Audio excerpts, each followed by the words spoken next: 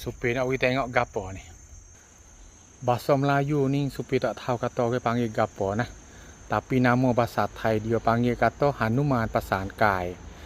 Dulu ada budak kecil dia lelah, supir ambil daun dia rebuh minum. Lepas tu dia sembuh nah, lelah baik sangat.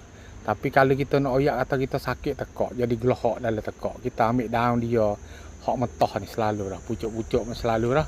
Kita mamuh telai boleh selalu dah. Bismillahirrahmanirrahim.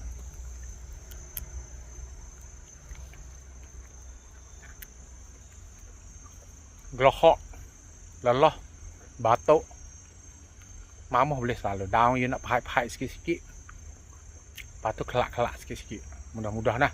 Orang panggil bahasa Thai kata Hanuman Pasan Kai. You ni supir tak tahu kata nak panggil gapo nah.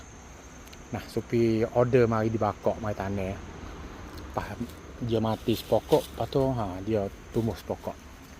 Bau itu ya ni, bau segar. Alhamdulillah, mudah-mudah.